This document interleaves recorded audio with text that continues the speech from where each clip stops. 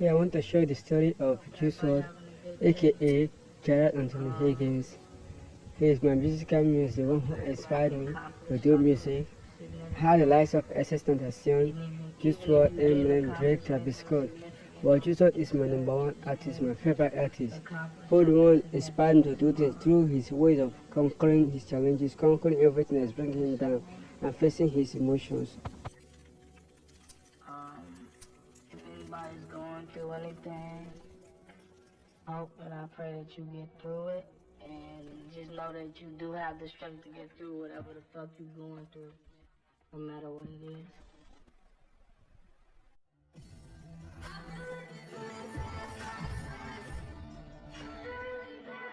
New details now on the sudden death of rapper Juice WRLD. Rapper Juice WRLD is dead after suffering a seizure at Chicago's Midway Airport. Jared Higgins was born on December 2nd, 1998 in Chicago, Illinois. Although he was in the rough area of Southside Chicago, he spent his childhood living in the suburbs of Calumet Park before moving to Homewood. When Jared was just 3 years old, his parents would separate. Jared and his older brother would stay with his mother. She would take on the responsibility of raising them both on her own, and they would have little contact with their dad after this. I mean, she's like, I don't know, one of the proudest people ever. Like, she's like been my biggest supporter and cheerleader since birth. So. While Jared was little, he would get musical influence from rock bands like Fall Out Boy, Blink-182, and Black Sabbath. The reason this is important to note is because these influences would play a major role in his style much later down the road. At the time he didn't know this, and the reason he listened to so much rock in the first place was simply because his mother did not approve of any rap music being played in their home. When he was just 4 years old, he began learning how to play the piano. As Jared grew older, his taste in music would broaden. While staying at his cousins' houses, he began listening to a lot of rap like Gucci Mane and Young Jeezy. Because he wasn't allowed to listen to this type of music in his own home, he would often come home and recite the songs to himself. And if he forgot the words to certain parts, he would replace it with a freestyle with his own lyrics. This was the beginning of him discovering his musical talent and undeniable skill to freestyle. By the time Jared was in middle school going into high school, he was heavily influenced by people like Future, where he even states Future's music encouraged him to try lean and take Xanax at a young age. While attending Homewood High School, Jared had a friend named Jalen who started a radio show from inside their school. Couple words off the brain, switch it to the membrane. I shoot threes like Steve Nash, yes boy, I straight drain. People say I'm crazy, but my bars going insane. You hear me on the radio, spinning radio wave. This ultimately gave him a platform to improve and showcase his freestyling abilities. After months of this going on, Jared began to be known within the school as the best freestyler, and people began to encourage him to start writing and recording songs. He began to really absorb all the music and stopped caring about school and his homework. Jared's love for rock music never left either though. He even admits to meeting a girl at school around this time, and in an attempt to impress her, he started listening to her favorite bands like Panic at the Disco and Green Day, even teaching himself the guitar from watching YouTube tutorials. This blend of interests would ultimately form the foundation of his musical style. Funny enough, the first song he ever recorded was in 2014, and it was a song he wrote for his high school crush. These words are so overdue, and you're so overcute, so beautiful to my cubicle when you around, it's a marvelous view. By the time he was a sophomore in high school, he decided to take the advice of his peers. He created a SoundCloud account under the name Juice the Kid. In January 2015, he uploaded his first mixtape titled What Is Love, which only consisted of one song, Forever. Although dropping his first song online was a step in the right direction, he was still very young and couldn't afford to purchase studio time, leaving him to record a lot of his early music from his cell phone. Like, I used to have to scramble for money to get like 2 hours at the studio. This made it very difficult over the coming years to record music he felt was good enough to share with the public. This is also around the time Jared admits to having been experimenting with drugs. While most of the kids his age were smoking weed, he was taking perks and Xanax. From 2015 to 2016, he only managed to drop a handful of songs, but was progressively getting better and finding his avenue of music. In 2016, he dropped the Juiced Up EP, and although at the time it didn't get more than 1,000 plays, it was significant enough to catch the attention of an online producer named Sidepiece. At the time, Sidepiece was just a type beat producer who stumbled upon Juice's Twitter, which led him to checking out his music. Even though he wasn't getting a lot of views, Sidepiece saw the potential right away and began feeding him beats. In July of 2016, he dropped the Twilight Zone EP, which was later deleted from SoundCloud, but was recovered years later from old Facebook links he used to promote his music. He continued to experiment with drugs. They helped him feel more connected to his emotions than when he was sober, ultimately helping his creative process and musical style. He described it as a gift and a curse. It was during this time that his producer Sidepiece would tell another producer about his music. His friend was Nick Mira, another type beat producer who was just as excited when he heard Juice's potential. With Sidepiece and Nick Mira now producing a majority of his music, he really established a blend of genres to create his emotional rap style that was very different from the typical drill music coming out of Chicago the last decade. With encouragement from his new producers, he decided it was time to change his name. He changed it from Juice the Kid to Juice Wrld. The word juice was inspired by the movie, which featured one of his idols, Tupac, and the world just stood for taking over worldwide. Feeling confident with his new name and higher quality production that fit his style more, he continued to drop new music as often as possible, believing if he stayed consistent, more people would take note of his talent. In early 2017, he dropped another 3-track mixtape titled Affliction, quickly followed by another 2-track tape, Heartbroken in Hollywood 999. Things were starting to look up for Juice. He was fully engaged in following his dream. He had producers backing him up and his music was notably getting better, but he was still struggling to stay positive, and on top of it, he needed more money to keep recording. This led him to getting a job at a car factory, where he would help assemble them. This is my cousin. He gave me my first job. My first and only job. At this time, he was seriously considering taking a break from music, due to other struggles he was dealing with. And altogether, he started to doubt his sound. Don't give up, because a year ago, I was finna quit this shit. Like, I wasn't finna quit this shit, but I was finna stop taking it seriously. After just a few weeks of working at the car factory, he realized that lifestyle wasn't for him. Even if he tried to fake it, he couldn't help but think about music all day long. Regardless of his financial problems, he decided to quit. If anything, this just reminded him how bad he wanted it. He got back to work with Nick and Sidepiece, and they began working on another project. This time, he wanted it to be longer than just a couple tracks.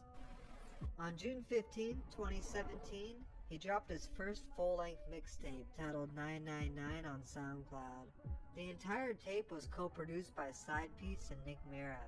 The second song on the tape was titled Lucid Dreams, but it wouldn't initially blow up. The tape did give Juice Wrld his first taste of recognition from the mainstream though, where artists like Waka Flocka and producer Southside both checked out the project and gave him credit for his good work.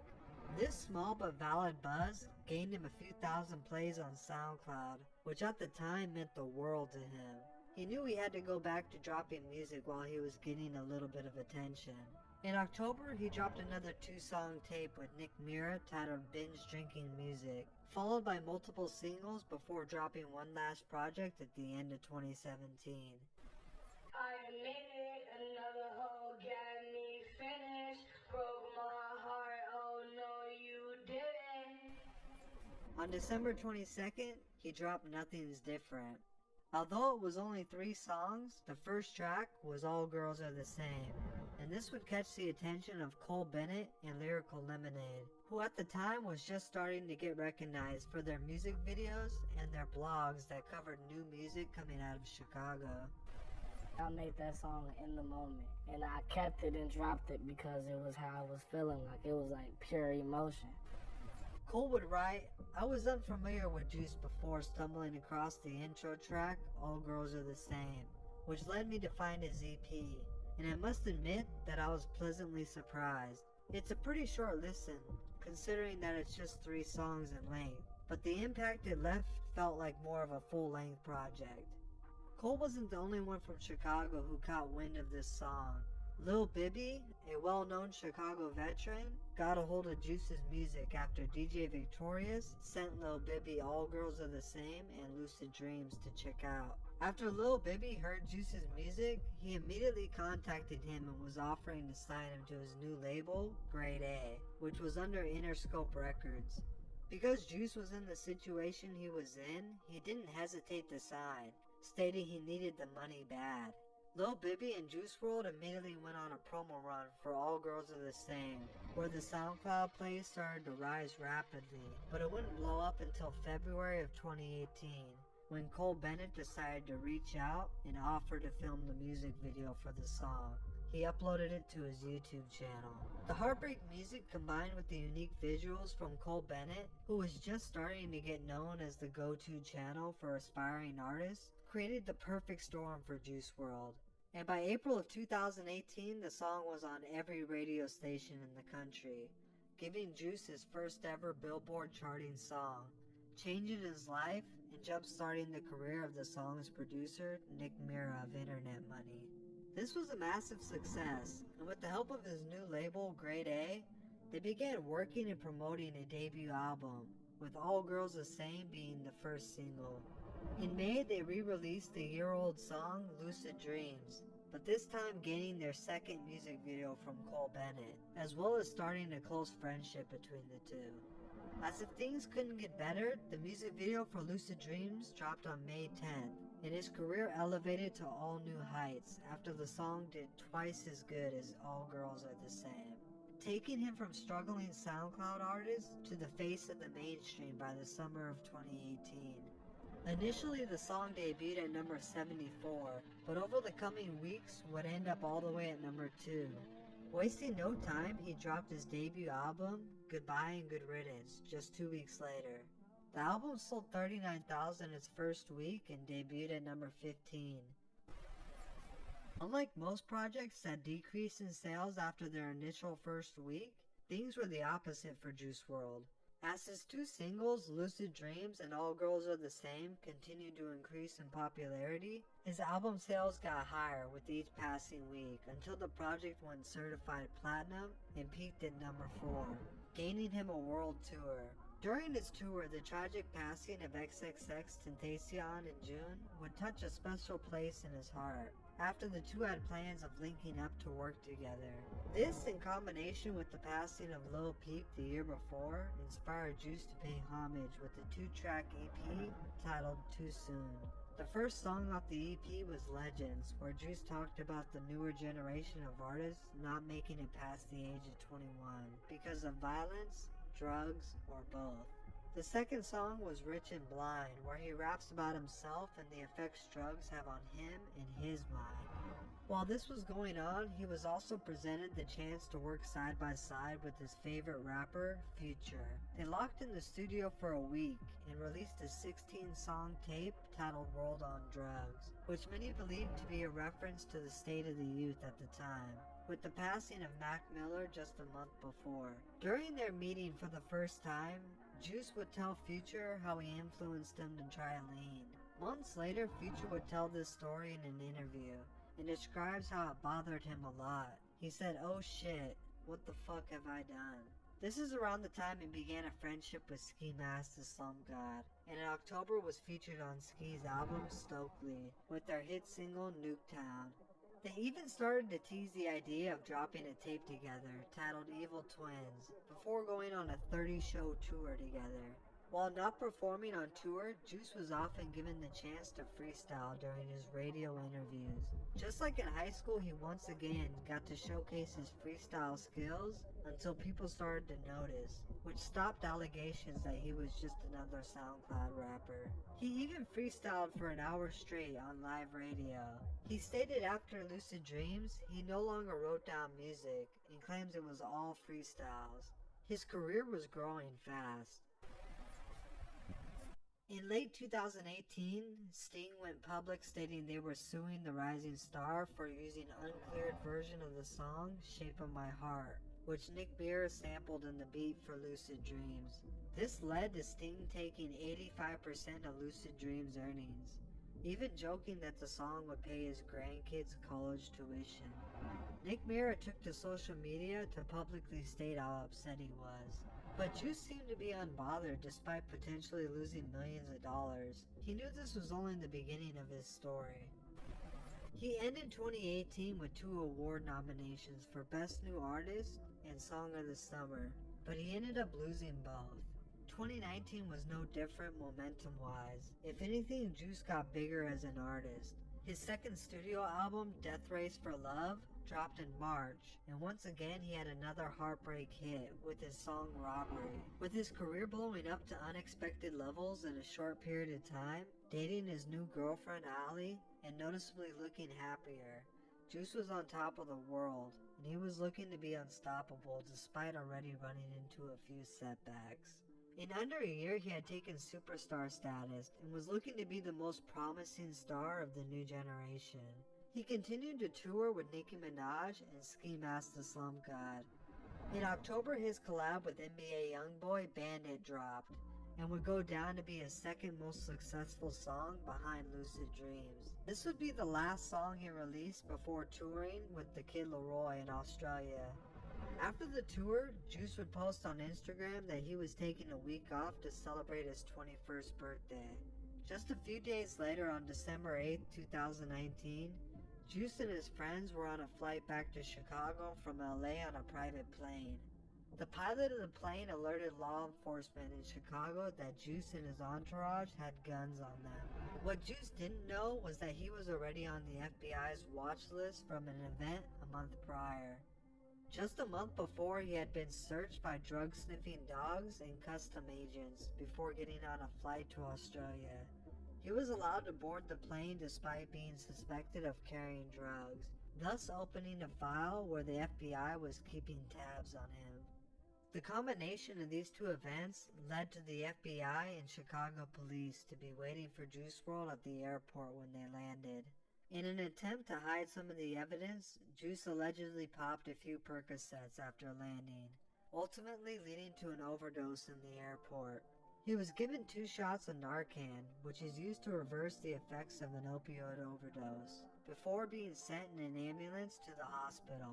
On the way to the hospital, he stopped breathing and was pronounced dead. After his passing, he would be featured on Eminem's album, Music to Be Murdered By. This was special because everyone knew how much of an Eminem fan he was. On April 24, 2020, his single Righteous was released. He had recorded the song in his home in LA, and the lyrics can be hard to listen to. His mother would also start the Live Free 999 organization for mental health awareness. On July 10, 2020, his posthumous album, Legends Never Die, was released, and it debuted at number 1, selling 497,000 copies its first week, breaking records and winning him Best New Artist of 2019. The title of the album is very appropriate for someone who influenced millions and changed lives in such a small amount of time. Although Juice's life was cut tragically short, Lil Bibby has come out to say Juice recorded enough unreleased music for 5 more albums. Despite going to battle with his own addiction, depression, and anxiety problems, Jared always made time between tours, interviews, and his busy life to make sure he recorded more music, with the only goal of hoping his music would be relatable and help at least one person going through a hard time in their life. Although he's gone, his music and impact will live forever.